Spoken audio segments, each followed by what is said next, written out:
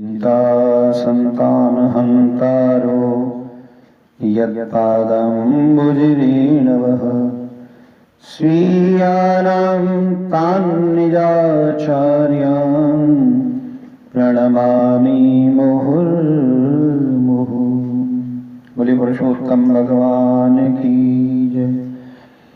पूर्व अध्याय में अपने श्रवण किया कदर्य ब्राह्मण जो बहुत कंजूस था, कृपण था और उसके पापों की, दुष्कर्मों की बातों को सभी ने अपने श्रवण किया। मृत्यु हुई, यमदूत लेकर गए। चित्रगुप्त ने देखा और धर्मराज जी से निवेदन किया। धर्मराज जी ने 1000 बार बंदर योनि में जाने के लिए इसको कहा। आगे की कथा। अथाष्टाविंशोऽध्यायो श्रीनारायण उवाचो तन्निशम्य भटानाह चित्रगुप्त शिरं भृशम् पूर्वं लोभाभिभूतोऽयं पश्चाच्चौर्यमचीकर।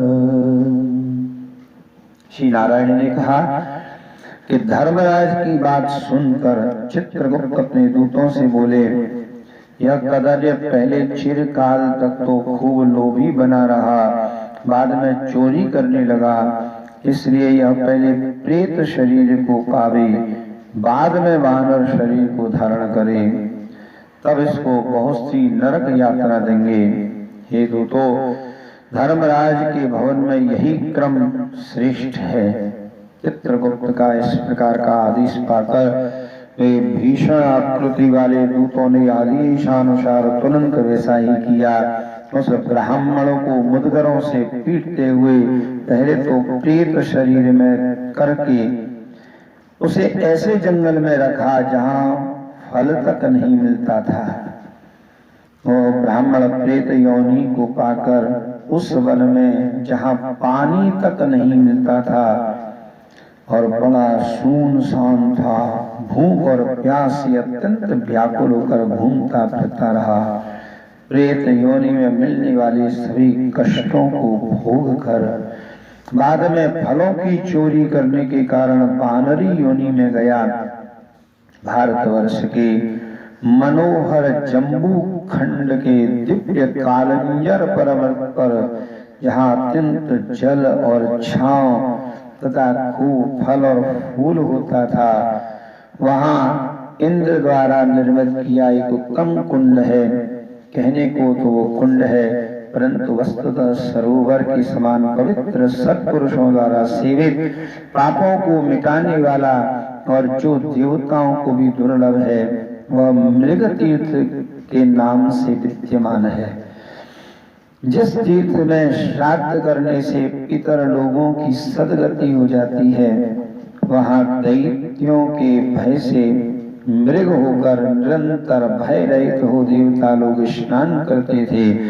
इसलिए विद्वान लोग उस कुंड को मृग तीर्थ कहने लगे। मानव शरीर को पाकर उस ब्राह्मण ने वहां पर फलों की चोरी करने के पाप के कारण पहले तो वानरी योनि पाई। नारद मुनि ने पूछा, त्रैलोक्य को पावन करने वाले रमणीक मृग तीर्थ में भला करोड़ों पापों से भरा हुआ यह दुष्ट वानर कैसे रहने लगा? हे नाथ, हे तपोधन, आप मेरे मन के इस संशय को दूर करिए, क्योंकि आप जैसे गुरुजन अपने शिष्यों के कभी भी कोई विषय छिपाते नहीं हैं। सूत जी बोले, हे ब्रह्मर्षियों, नारद मुनि से इस प्रकार आग्रह किए जाने पर तपस्वी निधान भगवान नारायण अत्यंत प्रसन्न हो नारद मुनि की प्रशंसा करते हुए कहने लगे। श्री नारायण बोले, कोई चित्रकुंडल नाम के बड़ा पैसे वाले सेठ वैश्य थे। उनकी पत्नी का नाम तारका था, जो बड़ी पतिव्रता थी। उन युगल दंपति ने भक्ति भाव के साथ पवित्र पुरुषोत्तम मास का व्रत किया। श्री पुरुषोत्तम मास का व्रत करते उन दोनों का श्री पुरुषोत्तम मास बीत गया, तब आखिर वाले दिन आने पर अपनी धर्मपत्नी के साथ चित्रकुंडल ने प्रसन्न चित्त हो श्रद्धा भक्ति पूर्वक उद्यापन किया। पुरुषोत्तम मास की उद्यापन विधि को करने के लिए वेद और वेदांग के ज्ञाता सच्चरित्र सपत्नीक ब्राह्मणों को आमंत्रित किया। हे नारद, वहां पर कदर्य भी धन के लोभ से आ पहुंचा। उद्यापन विधि के पूरा होने पर चित्रकुंडल ने उन सपत्नीक ब्राह्मणों को अत्यंत महादानों से संतुष्ट कर दिया। उन समस्त ब्राह्मणों के पूर्ण संतुष्ट होने पर भूयसी दक्षिणा प्रदान की। उस दी गई भूयसी दक्षिणा से प्रसन्न हो अन्य सब ब्राह्मण लोग भी अपने अपने घरों को लौट गए।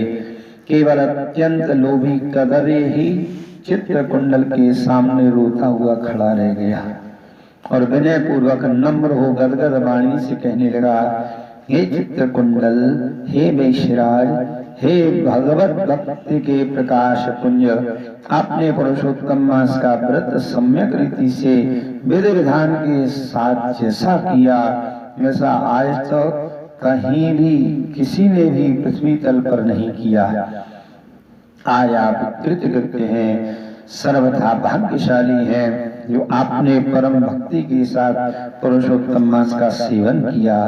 आपके पिता धन्य हैं, आपके पतिव्रता माता धन्य हैं, जिन युगल दंपति ने आप जैसे देव प्रिय पुत्र को जन्म दिया। यह पुरुषोत्तम मास धन्य से भी बढ़कर धन्य है। इसका सेवन करने से मनुष्य ऐहिक और पारलौकिक फल को प्राप्त करते हैं। हे सेठ जी, आपकी इस पूजा को देखकर मैं चकित रह गया। आहा, आपने महान कार्य कर दिया, इसमें संशय नहीं। आपने मुदित मन से दूसरे ब्राह्मणों को पुष्कल राशि दान में दी है। हे अपार धनदाता, आप मुझे अभागी को क्यों नहीं दान दे रहे हैं? ऐसा कहने पर चित्रकुंडल ने उस कदर्य को भी धन दे दिया। धन लेकर मुदित मन से कदर्य ब्राह्मण ने उसे जमीन में गाड़ दिया। वहां कदर्य ने एक तो श्री पुरुषोत्तम की महान पूजा का दर्शन किया, दूसरे धन के लोभ से श्री पुरुषोत्तम मास की प्रशंसा की। इस प्रकार पूजा के दर्शन की महिमा से और धन के लोभ से भी पुरुषोत्तम मां भगवान की स्तुति करने से वह मृग तीर्थ में आ पहुंचा। सूर्य जी बोले, दर्शन से धन के लोभ के कारण स्तुति करने पर भी उस दुष्ट वानर को श्रेष्ठ तीर्थ के सेवन करने का सौभाग्य प्राप्त हुआ। हे ब्रह्मर्षियों, फिर श्रद्धा पूर्वक आदर के साथ जो युगल दंपति पुरुषोत्तम मास का दर्शन करते हैं, स्तुति करते हैं, तो उनके पुण्य के संबंध में क्या कहने की बात है। नारद जी ने कहा, ब्रह्मन, यह तो मैं जान गया, अब यह बतलाइए कि वह जो ऐसे वन में रहने के लिए वहाँ सुंदर शीतल जल था, मनोहर घनी छाया थी, अच्छे अच्छे फल युक्त पेड़ थे, इसमें कौन सा कारण था? श्री नारायण बोले, हे नारद, निष्कलंक आप सुनिए। आपके सुनने की इच्छा है तो मैं अवश्य बतलाऊंगा। इसमें कुछ ऐसा कारण है जिसके सुनने से पाप कट जाते हैं। जब समस्त अर्थों एवं फलों के दाता दशरथ ने श्री रामचंद्र जी सागर में पुल बांधकर दुराचारी रावण का वध किया, उन्होंने विभीषण को छोड़कर सब राक्षसों का संहार कर दिया। अनंतर अग्नि परीक्षा कर विशुद्धा जानकी जी को स्वीकार किया। यह ब्रह्मा, शिव, इंद्र आदि देवताओं ने रावण वध से प्रसन्न होकर कहा, हे श्री राम, आप वर मांगिए। ऐसा कहने पर भक्तों को अभय दान करने वाले श्री रामचंद्र जी बोले, हे देवगणों, यदि आप लोग इस समय वरदान देना चाहते हैं तो सुनिए। यहाँ पर राक्षसों द्वारा जितने शूरवीर वानर मारे गए हैं, उन सबको मेरे आदेशानुसार अमृत की वर्षा करके शीघ्र जिंदा कर दीजिए। तथास्तु ऐसा ही होगा। यह कहकर ब्रह्मा शिव इंद्र आदि देवताओं ने अमृत की वर्षा कर वानर सैनिकों को जिंदा कर दिया। अनंतर वे सभी विजयशाली वानर सुहट जी हो गए। जैसे कोई चिरकाल तक सोने के बाद जाग जाए, उसी प्रकार वे सब उठकर श्री राम जी के समीप एकत्र हो गए। इसके बाद चारों ओर बैठे हुए वानरों से रामचंद्र जी ने पुष्पक विमान पर बैठकर कहा। उस समय सीता जी और उनका मुख कमल प्रसन्नता के कारण खिल उठा। श्री रामचंद्र जी बोले, हे सुग्रीव, हे हनुमान, हे तारा कुमार अंगद, हे जाम्बवान, आप लोगों ने बंदरों के साथ मित्र का सब कार्य किया। अब आप लोग उन सब बंदरों को आज्ञा दे दें, जिससे आप लोगों की आज्ञा पाकर यहाँ से सब बंदर लोग अपनी अपनी इच्छा के अनुसार वनों में चली जाएं। वे हमारे दीर्घजीवी बंदर जहाँ जहाँ जिन जिन वनों में वास करेंगे, वहाँ के पेड़ फूल और फलों से लदे रहेंगे। नदियों में मीठा पानी रहेगा, सुंदर तालाबों में शीतल जल भरा रहेगा और उन्हें कोई भी फलों के खाने अथवा पानी के लिए मना नहीं करेगा। हमारी आज्ञा से सब बंदर लोग लौट जाएं। इसलिए श्री राम जी के प्रभाव से जहाँ बंदर जाति निवास करती है, वहाँ के वनों में नदियाँ मीठे जल वाली और सुंदर तालाब होते हैं। फूल और पत्तों के साथ बड़े बड़े पेड़ फलों से लदे रहते हैं, परंतु अदृश्य से होने वाले पूर्व जन्म के सुख और दुख जहाँ जहाँ प्राणी निवास करते हैं, वहाँ वहाँ उनके पीछे लगे रहते हैं, क्योंकि बिना भोगे हुए कर्मों का नाश नहीं होता। ऐसा वेद का अनुशासन है। श्री नारायण बोले, अब वहाँ वह लोभी बंदर पहाड़ की तरह बढ़ता रहा। भारी भूख और प्यास से विक्षिप्त हो वन में फिरने लगा।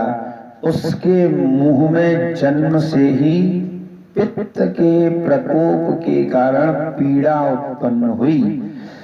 उस पीड़ा से मुंह के घाव से दिन रात खून बहने लगा। अत्यंत पीड़ा के कारण कुछ खा नहीं सकता था और वह बंदर चंचलतावश पेड़ों में से अच्छे अच्छे फलों को तोड़कर मुंह के पास ले जाकर बहुत से फलों को जमीन पर गिरा दिया करता था। वह बंदर पीड़ा के कारण कहीं भी एक स्थान पर ठहर नहीं सकता था। एक पेड़ से दूसरे पेड़ पर जाता रहा और सोचता रहता था कि मौत हो जाती तो अच्छी थी। एक बार जमीन पर गिर पड़ा और बहुत दुखित हो विलाप करने लगा। अंग भंग हो जाने से जिस प्रकार मछलियां पानी की बाहर निकाल देने पर तड़प पड़ती रहती हैं, उसी प्रकार तड़पता हुआ रोने लगा। उसका शरीर शिथिल पड़ गया, मुंह गल गया और वह भूख प्यास से व्याकुल हो गया। मुंह के घाव के कारण उसके सब दांत टूटकर गिर गए। पूर्व जन्म में किए हुए पाप के कारण उसे इस प्रकार का दुख हुआ। इस प्रकार प्रतिदिन निराहार रहते बंदर को दैव योग से पुरुषोत्तम मास आ गया। उस पुरुषोत्तम मास में भी उसी प्रकार शीत और वायु से पीड़ित रहा। किसी समय कृष्ण पक्ष में घने जंगल में फिरता रहा।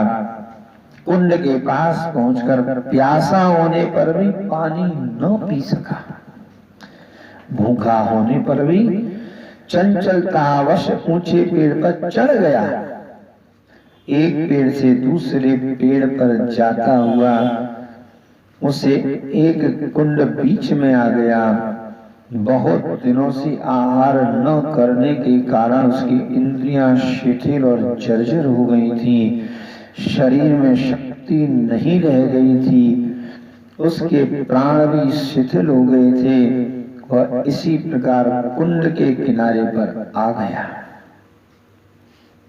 किसी प्रकार कुंड के किनारे पहुंच गया।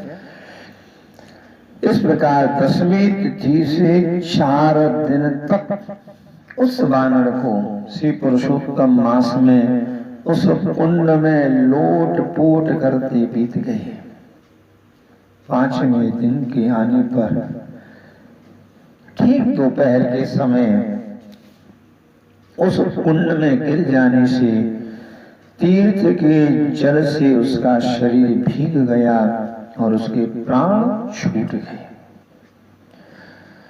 वह उस शरीर को छोड़कर पाप रहित हो गया।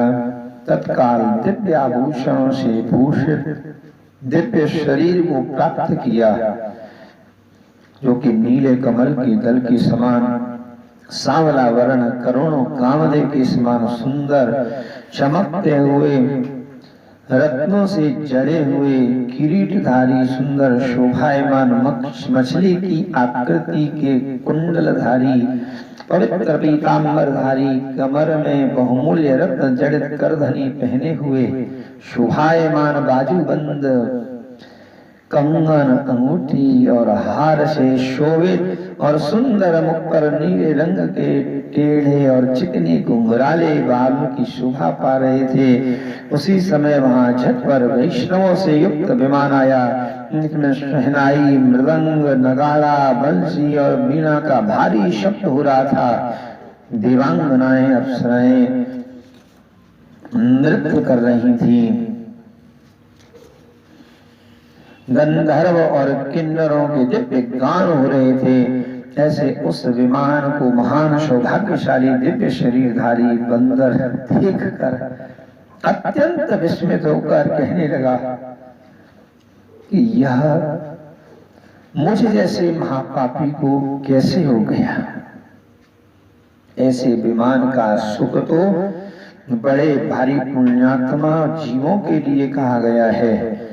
इसके बाद कोई अप्सरा उनके ऊपर चंद्रमा की कांति के समान श्वेत छत्र को लगाकर खड़ी हो गई। कोई 2 अप्सराएं मुद्रित मन से उनकी दोनों ओर चवर डराने लगी। कोई अप्सरा हाथ में पान लेकर खड़ी हो गई। कुछ अप्सराएं उसके सामने नाचने लगी। कोई अप्सरा गंगा जल से भरी हुई झाड़ी लेकर खड़ी हो गई। कुछ नृत्यांगनाएं हाथ मिलाकर उनके सामने खड़ी हो गई, गीत गाने और बाजा बजाने लगी। ऐसा वैभव देखकर चित्र लिखित के समान हो गया। यह क्या है? मुझ दुर्बुद्धि पापी को किस पुण्य के कारण यह हुआ? मेरा रंच मात्र भी पुण्य नहीं है, जिसके बल पर मैं श्री हरि भगवान के परम धाम को जा सकूं।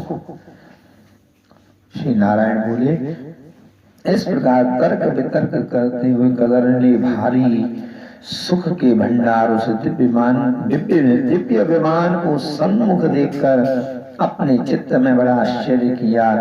अनंतर भगवान के दूतों ने उस कदर के हार्दिक अभिप्राय को समझकर उसके सामने नम्रता पूर्वक हाथ जोड़कर उसके चरणों को नमस्कार कर बंदर शरीर को छोड़कर सम्मुख स्थित कदरनीय से इस सुंदर वाक्य को कहा। जय जय श्री बृहन्नारदीय पुराणे पुरुषोत्तम मास महात्म्ये श्री नारायण नारद संवादे कदर्योपाख्याने कपि जन्मनि विमान आगमनम नामाष्टाविंशोऽध्यायः। पुरुषोत्तम भगवान की जय।